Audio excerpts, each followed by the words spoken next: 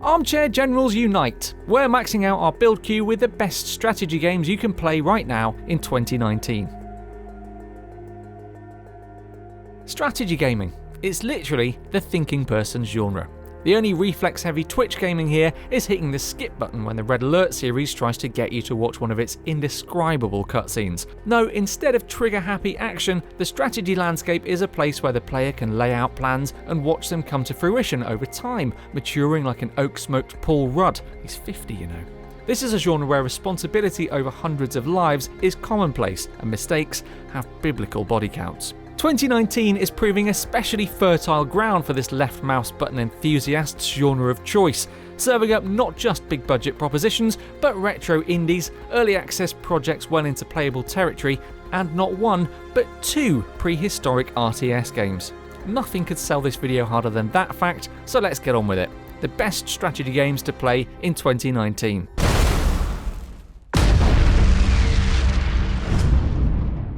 Into the Breach is a turn-based strategy condensed into its most simplified and most potent form.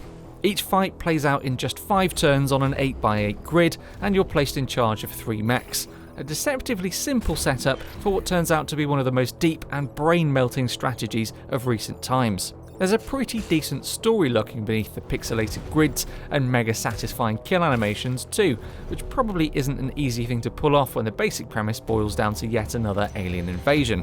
Pesky Vec, back, or I'll spend a bit more time upgrading my mechs and just have another go at it. How'd you like that? Complex, challenging, and always making its limited pixels work their hardest to blanket you in retro strategy aesthetics, Into the Breach is one for genre aficionados. What happens when you put steampunk in the freezer? The answer is obviously Frostpunk, and we'll move straight into how well it blends 4X and city builder games before you have a chance to stop and think about how truly terrible that joke was. In its own imagined alternate reality, climate change really worked a number on the planet in Victorian times, plunging us all into another ice age. The message might be scarily resonant now, but it's not all doom and gloom. Just look at how nice that totally ruined world looks here, with your crude torches lighting ramshackle settlements. Silver linings and all that. As you send your devoted task force out to forage for coal and wood, you're not trying to exert power, but instead hoping to ensure humanity's survival, which is a nice twist among many nice twists in this game. Speaking of, shout out to the surprisingly deep story once again. We were just here to click on things, and yet Frostpunk thawed our hearts. Time to get to work! Perhaps you never stopped playing Age of Empires in the intervening years between its release in 1997 and the definitive edition in 2018. And if that's true, honestly I applaud you. Applaud and hope to never meet you in a multiplayer match. For everyone else, the lapsed emperors of yesteryear for whom Microsoft's historical RTS represents a nostalgic surge of fondness, well, the definitive edition lets you bask in that fondness while looking at prettier graphics. This is very much a warts and all remake, mind you, so the AI sometimes takes odd routes to the waypoints you set, just like it did in the olden days. The campaign structure stays just the same too, which seems simple to the point of quaint now in 2019. For a pure and familiar experience with new levels of sheen, you can't really go wrong with Age of Empires' latest edition. Ubisoft's Anno games have always had a singular knack for making this whole empire management thing seem lovely and relaxing. That's not to say there isn't considerable thinking involved when it comes to the town planning, trade routes and political skullduggery of the 1800s New World. It's just that Anno makes it so gently engrossing with its therapeutic music and lovely incidental visual details, so you never feel harangued. In the classic city builder tradition, this is a rags to riches story in which your meagre trading post expands over the hours to form a truly impressive urban sprawl. And one you can take real pride in too, because you really sweated the details, agonised over the road layouts and invested real emotions into the well-being of those teeny tiny people milling about on them. City builders can be fiddly and confusing when they're not done this well. It's to everyone's benefit that the Anno series just keeps going until there are no more dates that add up to 9. You reached a new milestone. The Warhammer 40k universe is all about scale, isn't it? Unlike a lot of fantasy creations, it's a universe-sized universe, and that must make it quite tricky for developers to really harness the license in a game. Not so for Battlefleet Gothic Armada 2 though, whose conflicts play out against the backdrop of endless grimdark space, and whose characters and factions are more numerous than the George R.R. Martin remake of the warriors that we just imagined in our heads. Since the nuts and bolts of combat are pretty simple, amounting to positioning your fleet of double hard death ships and eliminating your enemies, the strategy in Armada 2 comes from anticipating your opponent's movements and positioning your fleet strategically to head them off. You can usually win the mission by capturing and holding control points, as well as blowing up all who oppose you, so there's scope for different playstyles here too.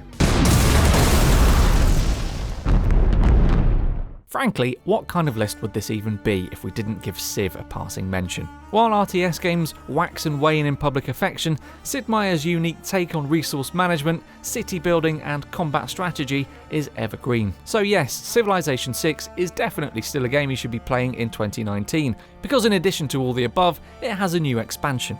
Gathering Storm introduces new leaders and tweaks AI behaviour so that you endure fewer instances of people being absolutely furious at you for no discernible reason, but the real headline features are natural disasters and global warming. Odd things to get excited about, I'll grant you, but they both add a fascinating tactical wrinkle to the formula. Rising water levels consume coastal tiles as civilizations burn fossil fuels to power their cities, while volcanoes and river floods have the power to both destroy and, in the long term, benefit your territory via fertility bonuses. Oh, and there's more Sean Bean voice lines. Should have just led with that, really. We must adapt and press forward if we are to see our journey's end. Speaking of Civ, John Schaefer was the lead designer on Civilization 5, and you can see that game's DNA all over At the Gates, even though in this game you're doing the exact opposite of your usual 4X duties. Rather than fending off those bothersome barbarians, this time you are those barbarians looking to run amok across the civilized world. Or, just sort of infiltrate it if that sounds altogether too mean. Such is the barbarity on show here, you only ever build one settlement in At the Gates, and it's this crazy topsy-turvy thinking that proves so refreshing. The resource management aspect works just like you'd expect from any hex-based 4X game, but since you need to keep your band moving and often bring your settlement with you, your relationship with those resources is very different. We'll admit the challenge is quite rich for our blood, but if you've ever wondered exactly how much fun it'd be to play as Attila's Huns for a change, here's a good way to find out. Do you know what the really interesting thing is about this prehistoric survival strategy hybrid? It's that really, life hasn't changed very much for virtual world overlords over the eons. Even though this lot in Dawn of Man have only recently discovered fire, life is similar for them to the denizens of a Command and Conquer regime. Run around gathering resources, put it in a big pile, and then build new things according to a top-down arrangement that looks pleasing to your invisible ruler. And before you start griping about running out of food or spending your entire life standing in a river trying to spear fish, remember who put those rudimentary hides on your back, eh?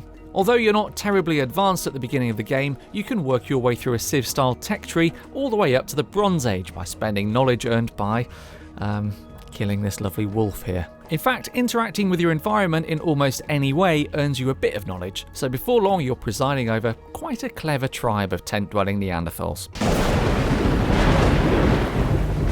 Yes, actual billions. And if you don't believe us, just look at this lot. Relentless, terrifying blighters that they are. The idea in They Are Billions, the tower defense apocalypse strategy released into early access in 2017, is pretty simple. You're in charge of a human settlement and it's your job to stop these hordes of zombies from getting in and turning everyone to jam. The execution, however, will keep you up at night wondering about the exact placements of your gates, whether you needed that extra flamethrower, and which weak spot in your perimeter the undead will inevitably swarm and break through. Surviving each wave is just so satisfying, so you actually feel like taking on its higher difficulties after you've managed to survive a campaign or two. And it's at this point you really start to know what fear feels like. Would you mind just arranging yourselves into single file? It'd make life so much easier for my snipers, you know. Let's get them! Proving that prehistoric times have inexplicably come the new World War III for RTS games, War Party takes you back to the days when loincloths were the be-all and end-all of fashionable attire, and fighting off velociraptors was just part of the daily chore list for early man. It's a fictionalised version of our species' early days then, but one that makes for a lightning-fast and refreshingly different RTS. For example, Tank Rush? Nah, tanks are another few million years off yet. In War Party, it's all about launching a man with reasonably sized piece of wood rush. Simple, but devastatingly effective, because our enemies are just stupid old lizards. They might be big, but they're not really Sun Tzu when it comes to battlefield tactics. What we love best about War Party is that although there is a tiny bit of resource management, mostly it's an RTS played at a galloping pace, all about building up troops and sending them into battle, because that's really the fun bit of RTS games, isn't it? No one's here for the mining. Enemy contact! Construction complete. Our build queue's empty and we've totally depleted our resources, bringing you game suggestions and dodgy genre metaphors. Inevitably, we can't cover all the brilliant strategy options available right now, so why not let us know your own picks in the comments below. Don't forget to like the video if you enjoyed it and hit the subscribe button for more like this. Remember to turn on notifications to make sure you never miss a video from us, and until next time, may your hex tiles be fertile and your armies victorious.